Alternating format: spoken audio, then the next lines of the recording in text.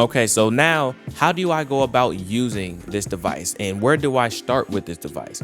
So like we've already introduced and the manual has introduced, I typically start out with the PENTODE. And if you read in the manual here, it states, as PENTODE and TRIODE are in series, the PENTODE drive also pushes the TRIODE harder.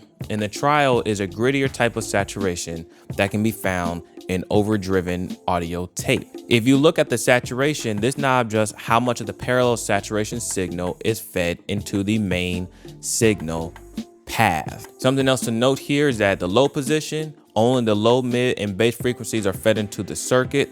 The high means the high, mid, and high frequencies are fed into the circuit.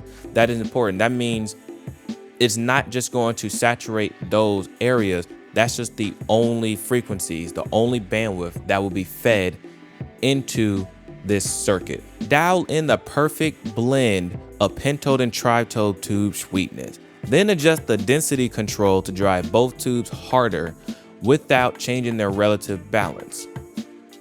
Okay, so anytime I'm using the Blackbox, I'm going to zero this out, and they have a preset here to zero out the Blackbox. Start with a flat setting.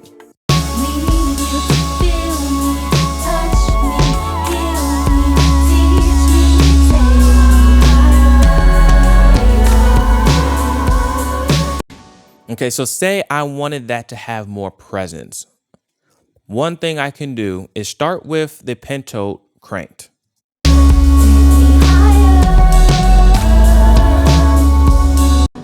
Now we understand from the Blackbox that the PENTODE is not going to provide the edge that we want, but what it will do is drive the TRIODE to make sure we are generating the harmonics we want.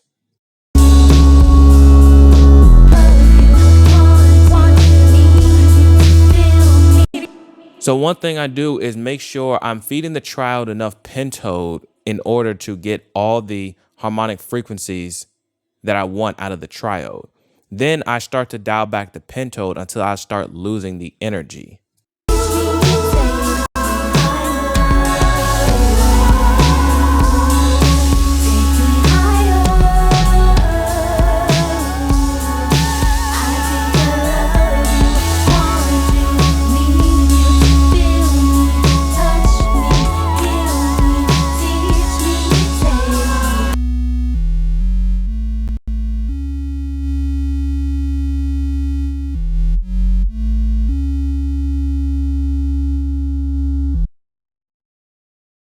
Okay, so as you can hear, turning the TRIODE all the way up on a bass track is probably not a bad idea if you needed to cut through the mix.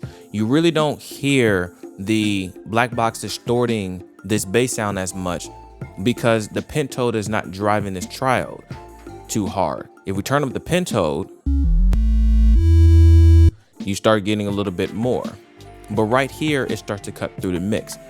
So this is where I leave this for now. And then we're going to turn on the saturation unit because this is going to provide even more edge. And I'm going to start with the saturation unit down.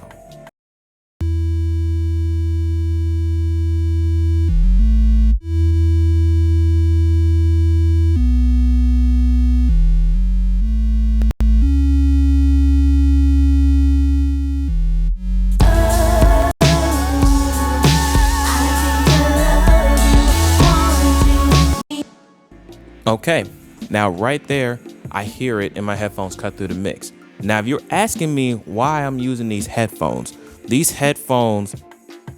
do not have the best bass response, but it's really tight, which means if I hear the bass cut through this mix, I know it's solid coming out of my T7Vs, as my T7Vs do not have the same bass response as this. So at this point, if I want to change the tone of the bass, then I may insert in the tube.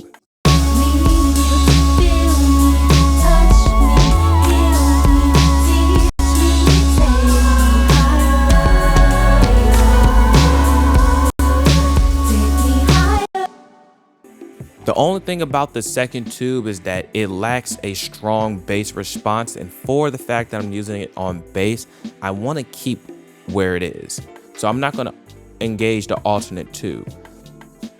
Now, it will be your choice if you would like to engage the air on bass. Sometimes I find it useless because it's bass, but if you're working in the electronic field, this might be important to you.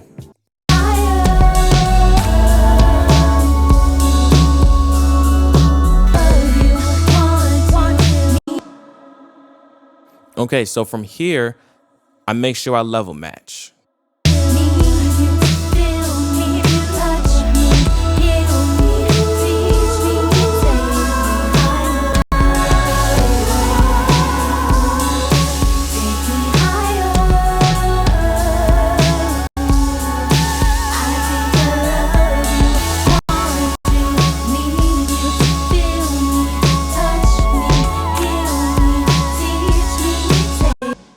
At this point, it does cut through a little bit more, so I'm gonna leave it on these settings.